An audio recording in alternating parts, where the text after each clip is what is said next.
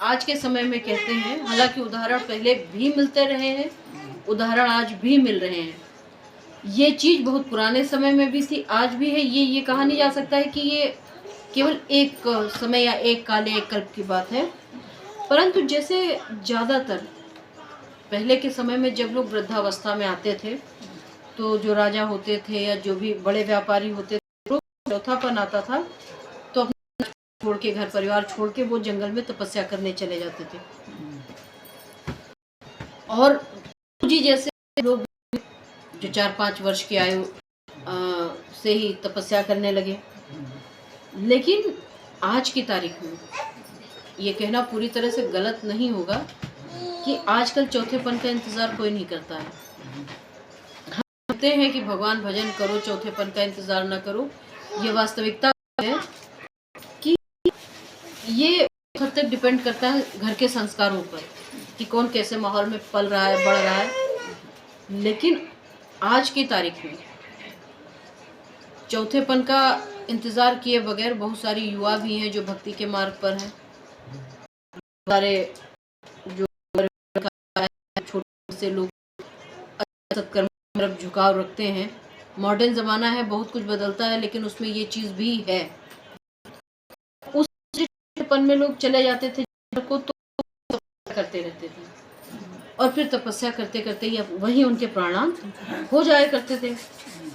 तो इसी तरह से जब सभी प्रकार से इन्होंने सुख भोग लिया, तब इन्हें ये मन में आया कि अब भाई समय हो गया है, जब ये जीवन अकारत जा रहा है, बिना भक्ति के, बिना हरि भजन के जीवन नहीं चल सकता। तो वो तप करने के लिए वन की तरफ पधार गए। बरबस राज सुतहि तब दीना, नारी समेत गवन बन कीन्हा। तीरथ बरम नैमिष विख्याता, अति पुनीत साधक सिद्धिदाता। बसहि तहाँ मुनि सिद्ध समाजा, तहीं हरस चले मुनि राजा। पंथ जाति सही है मत धीरा, ज्ञानी भक्ति जनु धरे शरीरा। अब कह रहे हैं कि फिर मुनि जी ने अपने पुत्रों को जबरदस्ती राजपाट देकर स्वयं वन को अपनी पत्नी के साथ चले गए। अत्यंत पवित्र और साधकों के बीच में ये नैमिष में जाकर, नैमिष जैसे श्रेष्ठ तीर्थ में जाकर वहां पर अपनी तपस्या पूजा करने लगे। और कहते हैं कि वहां मुनियों के सिद्ध समूह बसते थे। राजा मनु हृदय में हर्षित होकर वहीं चले गए। फिर धीर गंभीर बुद्धि वाले राजा रानी मार्ग में जाते हुए ऐसे सुशोभित हो रहे थे मानो ज्ञान और भक्ति ही शरीर धारण करके जा रहे हों। जब राजा मनु ने छोड़ा राजपाट तो इतने हर्षित थे। आज की तारीख में ये एक चीज़ है, हालांकि करना भी नहीं चाहिए, जैसा समय हो उसके अनुसार ही जीवन और आचरण व्यवहार अच्छे होते हैं। लेकिन आज के समय में स्थिति ये है कि आदमी कुछ छोड़ के कहीं अगर वन जाना चाहे, पहले तो जंगलें नहीं हैं, दूसर जहाँ बचे हैं वहाँ शेर चीता खाए जाए, तीसर चोर लूट लिए, और चौथा ये है कि अब कहीं जाकर तपस्या करने की ज़रूरत नहीं है। अगर आप भगवान की भक्ति मन में रखते हैं तो ये मुनियों का, गुरुओं का और ईश्वर की अनुकंपा और आशीर्वाद है कि जो जहाँ पर है, आप घर परिवार के साथ रहते हुए भी भगवान नाम का जप करिए। चाहे ना दिन भर राम राम करते रहिए, ना दिन भर जप तप करते रहिए, आधे घंटे का समय निकालिए।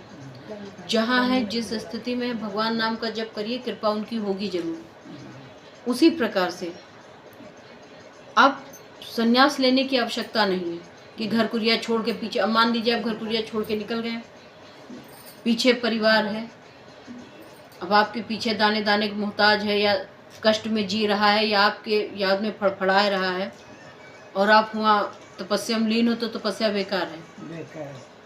बेकार इसलिए है क्योंकि उनके जो मन के भाव हैं वो आपकी तरफ हो सकते कौन सा तो गरीबों करें, बहुत बड़े योगी बने घूमत, है ना। तो इसलिए जहाँ आप हैं आप गृहस्थ रहकर भी भगवान नाम का जप कर सकते हैं।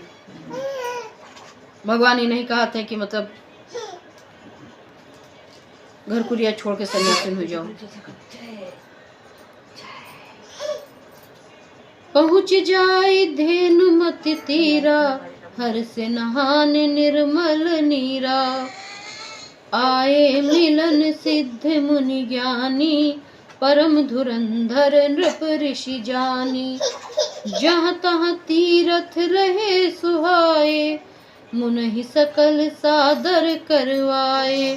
कृषि शरीर मुनि पटि परिधाना, सत्य समाज नित सुनई पुराना। कह रहे हैं कि वे गोमती के किनारे जा पहुंचे चलते चलते, और हर्षित होकर प्रसन्न होकर राजा रानी ने उसमें स्नान किया।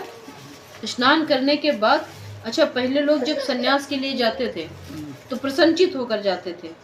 उनको ये अफसोस नहीं रहता था कि अरे अब कुछ है ये नहीं, कहाँ खाई कहाँ पहरी कहाँ रही। सन्यास धारण किया तो धारण किया है, वो एक सम्मानीय बात होती थी। आज समाज में साधु संतों को भी हिकारत की नज़र से देखा जाता है। एक हर वर्ग को आप ये नहीं कह सकते कि साधु संत सब अच्छे ही हैं, और ये भी नहीं है कि मतलब हम ये कहें कि सब सही होते हैं या सब गलत होते हैं।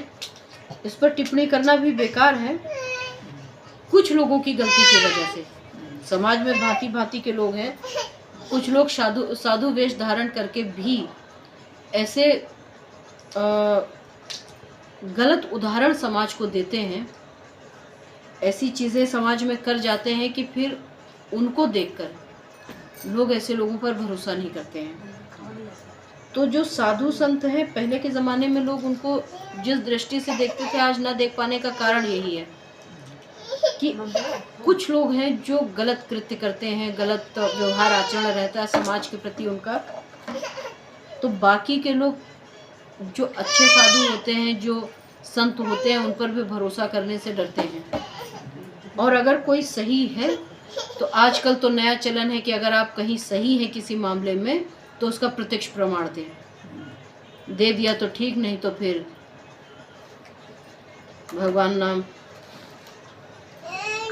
तो कुल मिला के ये सब समय की माया है, और कहीं ना कहीं जो समाज है जिस गति से बदल रहा है ये उसकी देन है। लेकिन पहले ऐसा नहीं था। तो कहते हैं कि गोमती के किनारे पहुंचकर राजा मनु ने और उनकी पत्नी ने स्नान किया, थोड़ा जलपान किया, और फिर उनको धुरंधर ऋषि जानकर कि कोई बहुत बड़े सिद्ध योगी ऋषि पुरुष आए हैं, आसपास के जो ज्ञानी हैं मुनि हैं उनसे मिलने आए। जहाँ तहाँ सुंदर तीर्थ थे ही, तो मुनियों ने आदर पूर्वक सभी उनको तीर्थ कराया। अब उनका शरीर दुर्बल हो गया था। वे मुनियों से वस्त्र धारण करते थे और संतों के समाज में नित्य पुराण सुनते थे। कहते हैं कि जीवन इतना बीत चुका था कि बुजुर्ग हो गए थे दोनों दंपति, तो अब उनमें वो राजसी ठाट बाट रखने की इच्छा नहीं रही। वैराग्य का मतलब ही ये है कि आप मन और कर्म से वैरागी हो। आप अगर मन से वैरागी नहीं है तो फिर आपके वैराग्य का कोई मतलब नहीं है। आप ज्ञान दे रहे हैं, प्रवचन दे रहे हैं या कुछ भी कर रहे हैं और किसी को अपशब्द कह जाएं या अपशब्द भी किसी कारणवश कह जाएं, तो भी अगर मन में आपके स्थिरता नहीं है, मन में वो वैराग्य नहीं है, तो ज्ञानी होना भी बेकार है। ऐसी अगर आप एक ऐसी उपाधि पर हैं, पद की गरिमा का सदैव मान रखना चाहिए। जो जहाँ है तो वही चीज़ इसमें बताया कि अब वो बुजुर्ग हो गए हैं और मुनियों जैसे वेश धारण करते हैं। अब पहले राजाओं वाले वस्त्र धारण नहीं कर रहे हैं और उन्हीं की तरह उनका आचरण भी है। शरीर कमज़ोर हो गया है, बुढ़ापा आ गया है, तो अब वो रोज़ रोज़ संतों के समाज में बैठ के पुराण सुनते हैं, कथा सुनते हैं, उस पर चर्चा करते हैं। द्वादश अक्षर मंत्र